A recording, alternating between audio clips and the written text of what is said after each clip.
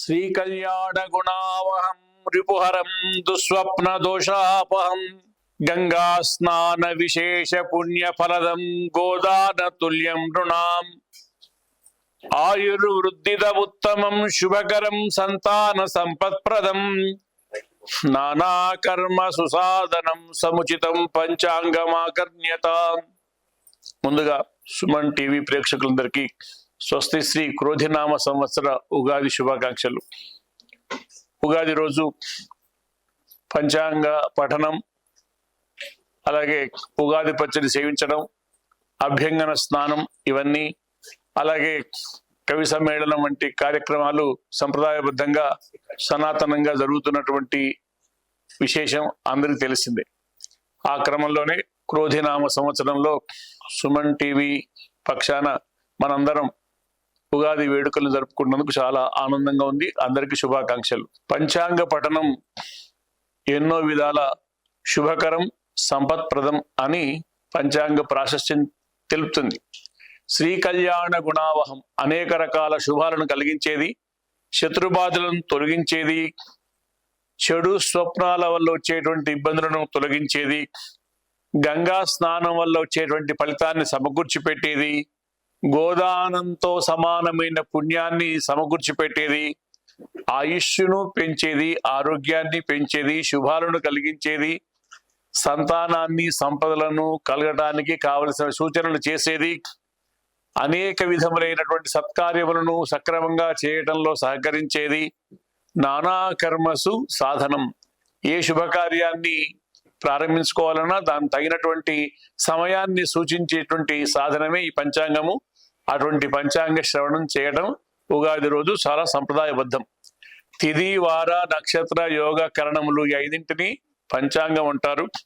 తిథేశ్చ శ్రియమాప్నోతి, మనకు పాడ్యమి నుంచి మొదలుకొని పౌర్ణమి వరకు శుక్లపక్షంలో, అలాగే కృష్ణపక్షంలో పాడ్యం నుంచి మొదలుకొని అమావాస్య వరకు ఉండేటువంటి తిథులు అన్నీ కూడా సంపదలను కలిగించేవి. తిథిని ఆధారంగా చేసుకొని చేసే కార్యక్రమాల వల్ల సంపదలు కలుగుతాయి. వారాద్ ఆయుష్యవర్ధనం, సోమవారం, మంగళవారం, బుధవారం ఇలా మనకు వారములు 7 ఉన్నాయి.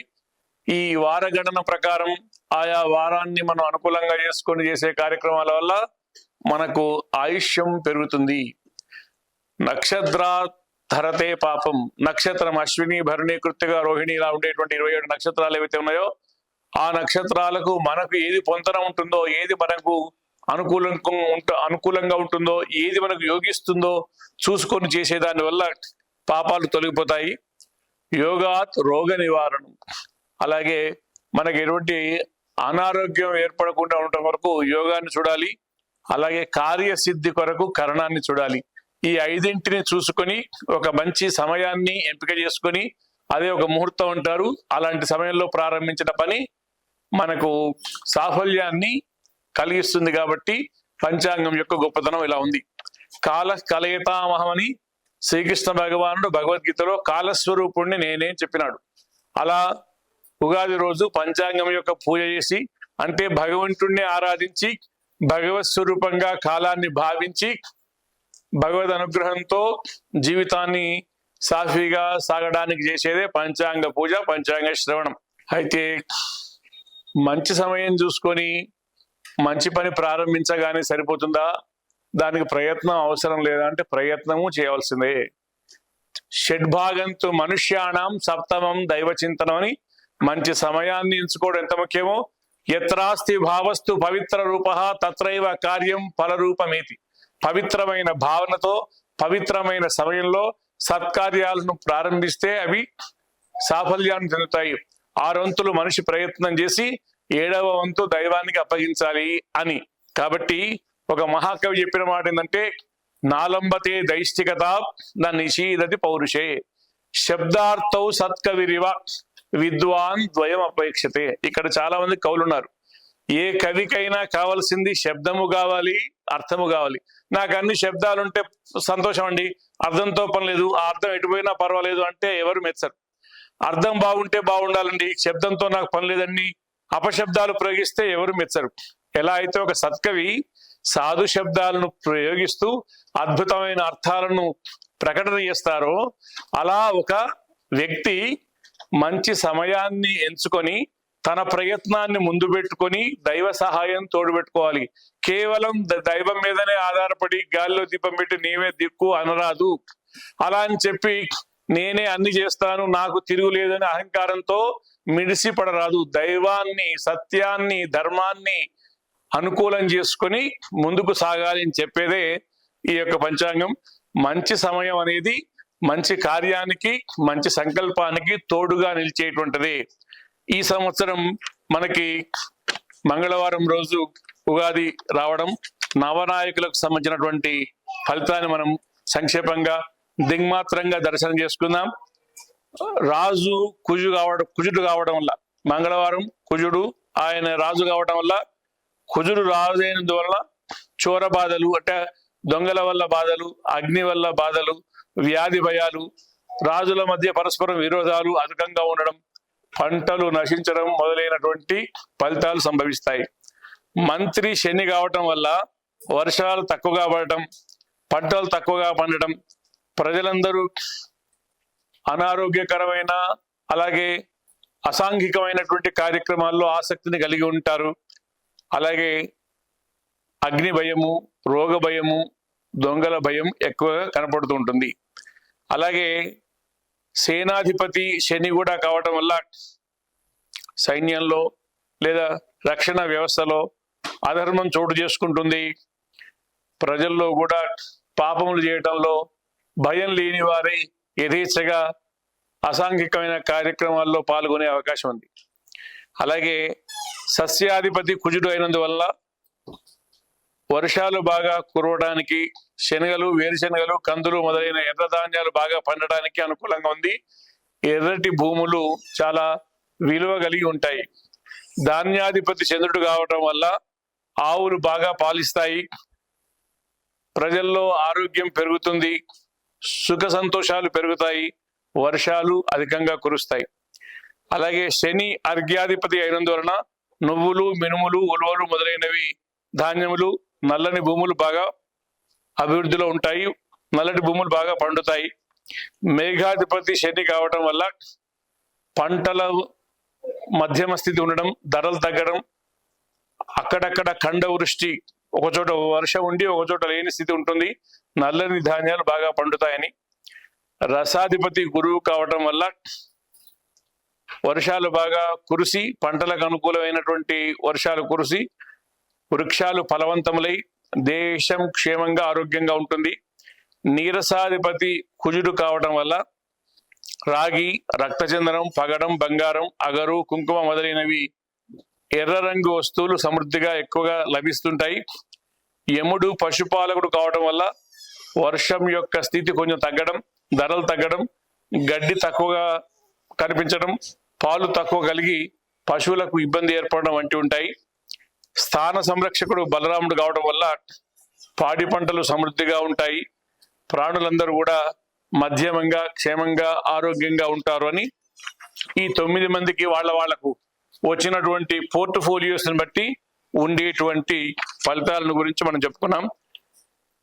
మే 4వ తేదీ నుండి మే 28వ తేదీ వరకు వాస్తుకర్తరి ఈ సమయంలో గృహ నిర్మాణ సంబంధమైన పనులు ఏవి చేయరాదని, అలాగే మే 4వ తేదీ నుంచి జూన్ 3వ తేదీ వరకు గురుమౌఢ్యమి, అలాగే ఏప్రిల్ 29వ తేదీ నుంచి జూలై 10వ తేదీ వరకు శుక్రమౌఢ్యమి, అలాగే మార్చి 18 నుంచి 28 మార్చి వరకు కూడా శుక్రమౌఢ్యమి. ఇలా ఈ సంవత్సరం మూఢములు ఎక్కువగా ఉన్నందువలన మనకు మే నెల, జూన్ నెల, జూలై నెల ఎటువంటి శుభకార్యాలకు అవకాశం లేకుండా పోయింది. అలాగే మే 1వ తేదీ బుధవారం చైత్ర బహుళ అష్టమి, ఈ రోజున సూర్యోదయం నుండి సార్థ త్రికోటి తీర్థ సహిత నర్మదా నది పుష్కర ఆరంభ కార్యక్రమం. ఈ సంవత్సరం పుష్కరాలు నర్మదా నదిలో ఉంటాయి. అలాగే మనకు మేషరాశి వారికి ఆదాయం 8, 14 ఖర్చు, 4 గౌరవం, 3 అవమానం. వృషభ రాశి వారికి 2 ఆదాయం, 8 ఖర్చు, 7 గౌరవం, 3 అవమానం. మిథున రాశి వారికి ఆదాయం 5, వ్యయం 5, గౌరవం 3, అవమానం 6. కర్కాటక రాశి వారికి 14 ఆదాయం, 2 ఖర్చు, గౌరవం 6, అవమానం 6. సింహరాశి వారికి ఆదాయం 2, ఖర్చు 14, గౌరవం 2, అవమానం 2. కన్యా రాశి వారికి 5 ఆదాయం, 5 ఖర్చు, 5 గౌరవం, 2 అవమానం. తులారాశి వారికి 2 ఆదాయం, 8 ఖర్చు, 1 గౌరవం, 5 అవమానం. వృశ్చిక రాశి వారికి 8 ఆదాయం, 14 ఖర్చు, 4 గౌరవం, 5 అవమానం. ధనురాశి వారికి 14 ఆదాయం, 5 ఖర్చు, 7 గౌరవం, 5 అవమానం. మకర రాశి వారికి 14 ఆదాయం, 14 ఖర్చు, 3 గౌరవం, 1 అవమానం. కుంభరాశి వారికి ఆదాయం 14, అలాగే వ్యయం 14, గౌరవం 6, అవమానం 1. మీనరాశి వారికి ఆదాయం 11, వ్యయం 5, 2 గౌరవం, 4 అవమానం. ఇలా ఉంది పరిస్థితి. ఈ సంవత్సరం మేషరాశి వారికి గ్రహచారంలో బృహస్పతి అనుకూలంగా ఉండడం ఇదొక విశేషము. అలాగే శని కూడా శుభస్థానంలో ఉండడం వల్ల, కేతువు శుభస్థానంలో ఉండడం వల్ల, 3 గ్రహములు శుభస్థానంలో ఉండడం వల్ల మేషరాశి వారికి అనుకూలమైన విశేషం కనిపిస్తుంది. అలాగే వృషభ రాశి వారికి సంవత్సరం అంతా మిశ్రమ ఫలితాలు.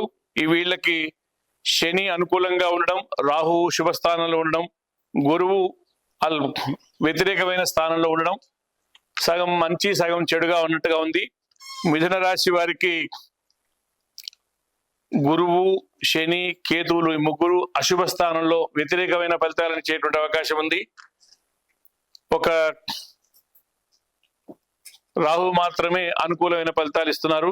కర్కాటక రాశి వారికి బృహస్పతి 11వ స్థానంలో, భాగ్యస్థానంలో చాలా విశేషమైన సత్ఫలితాలు ఇచ్చేటువంటి అవకాశం. అలాగే కేతువు కూడా శుభస్థానంలో ఉన్నారు.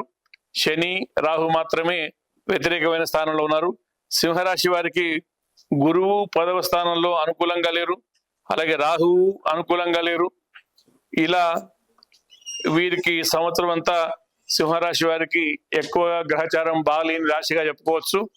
కన్యా రాశి వారు గురువు 9వ స్థానంలో ఉండడం చాలా అనుకూలమైన ఫలితము. శని కూడా శుభస్థానంలో ఉన్నారు, ఇది కూడా చాలా అనుకూలమైనటువంటి ఫలితము. 2 విశేషంగా అనుకూలమైనటువంటి స్థితిలో ఉన్నాయి. రాహుకేతు గ్రహములు అననుకూల సంచారం ఉన్నప్పటికీ శని, బృహస్పతి బాగుండడం కన్యా రాశి వారికి అనుకూలమైన అంశం. తులారాశి వారికి గురువు 8వ స్థానంలో ఉన్నారు, ఇది అనుకూలమైన స్థానం కాదు. శని, కేతువులు కూడా తులారాశి వారికి అశుభ స్థానాల్లో ఉన్నారు. వీరికి కూడా సింహరాశి వారి లాగానే మనకు తులారాశి వారికి కూడా గ్రహచారం బాగలేని రాశిగా మనం చెప్పుకోవచ్చు. వృశ్చిక రాశి వారికి 7వ స్థానంలో గురువు ఉన్నారు కాబట్టి వారికి చాలా అనుకూలంగా గురుబలం కనిపిస్తుంది. కేతువు కూడా శుభస్థానంలో ఉన్నారు. శని, రాహువులు మాత్రమే అశుభ స్థానంలో ఉన్నారు. 4ంట 2 అనుకూలంగా ఉండడం వృశ్చిక రాశి వారికి అనుకూలమైన విశేషం. ధనురాశి వారికి గురువు 6వ స్థానంలో అనుకూలం లేకపోయినప్పటికీ శని బలం చాలా అనుకూలంగా బలంగా ఉండడం వీరికి చాలా లాభించే అంశం. కేతువు కూడా శుభ స్థానంలో ఉన్నారు. గురువుతో పాటు రాహు అనుకూలం లేని స్థానంలో ఉన్నారు ధను రాశి వారికి. మకర రాశి వారికి గురువు 5వ స్థానంలో ఉండడం చాలా అనుకూలమైన ఫలితం కల్పించేది. అలాగే రాహు కూడా వీరికి అనుకూలమైన స్థానంలో ఉన్నారు మకర రాశి వారికి. శని బలము, కేతు బలం లేదు. 2 అనుకూలం, 2 వ్యతిరేకంగా ఉన్నప్పటికీ గురువు 5వ స్థానంలో ఉండడం వల్ల కొంచెం విశేషమైన లాభ సూచకం. కుంభరాశి వారికి ఈ సంవత్సరం సింహరాశి వారిలాగా, తులారాశి వారిలాగా ఇంకా వారు ఆ 2 రాశుల కంటే ఎక్కువ ఇబ్బందికరంగా ఉండేటువంటి అసలు బాగలేని మొదటి రాశి కుంభరాశి. వీరికి 4 గ్రహాలకు 4 గ్రహాల యొక్క అనుకూల స్థితి లేదు కాబట్టి వీరికి దిక్కులేని వారికి దేవుడే దిక్కు అన్నట్టుగా దైవ సంబంధమైనటువంటి వాటిల్లో విశేషంగా సమయాన్ని గడిపి దైవానుగ్రహంతో అన్ని వ్యవహారాలను చక్కదిద్దుకోవాల్సిన సూచన మనం గమనించాలి. మీనరాశి వారికి 3వ స్థానంలో గురువు ఉండడం ఇది అనుకూలంగా లేని స్థితి. వీరికి కూడా గురువు, శని, రాహు, కేతులు 4 అనుకూలంగా లేవు. కుంభరాశి వారు, మీనరాశి వారి 2 రాశుల వారికి గ్రహచారం అనుకూలంగా లేని సంవత్సరంగా ఈ కృతి సంవత్సరం చెప్పుకోవచ్చు. ఇలా మనకు 12 రాశులకు సంబంధించినటువంటి దింగ్మాత్రంగా ఒక పరిచయం చేసుకున్నాం. మరొక్కసారి సత్కార్యాలకు, కవులకు, కళాకారులకు, ఆధ్యాత్మిక విషయాలకు, ప్రజల క్షేమానికి, లాభానికి, యోగానికి, వారికి కావలసినటువంటి సమాచారాన్ని అందించడంలో ముందున్న సుమన్ టీవీ వారి యాజమాన్య వారికి వాళ్ళకి అభినందనలు తెలియజేస్తూ, సుమన్ టీవీ ప్రేక్షకులందరికీ శుభాకాంక్షలు తెలియజేస్తూ, స్వస్తి ప్రజాభ్య పరిపాలయంతాం న్యాయేన మార్గేణ మయీ మహిషాః గోబ్రాహ్మణేభ్యః శుభమస్తు నిత్యం లోకా సమస్తా సుఖినో భవంతు. కాళే వర్షితు పర్జన్య పృథ్వీ సస్యశాలిని దేశోయం క్షోభరహితో బ్రాహ్మణా సంతు నిర్భయాః. సర్వేపి సుఖినః సంతు సర్వే సంతు నిరామయాః. సర్వే భద్రాణి పశ్యంతు మా కశ్చిత్ దుఃఖభాగ్ భవేత్. అందరికీ ఆరోగ్యం కలగాలి, అందరికీ ఆనందం కలగాలి, అందరికీ శుభాలు కలగాలి, మనందరం సుభిక్షంగా ఉండాలి, దేశం అంతా బాగుండాలి, రాజు ధర్మాత్మకుడై ఉండాలి, మనమంతా ధర్మ మార్గంలో ఉండేట్టుగా పరిస్థితులు అనుకూలించాలి.